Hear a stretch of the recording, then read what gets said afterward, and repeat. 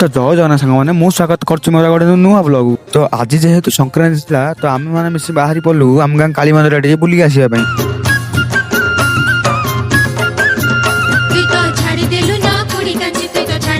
तो माँ का दर्शन पर आम पलू से भोग रोषे होता जगह। तो यही भोग सब संक्रांति मंदिर होता है।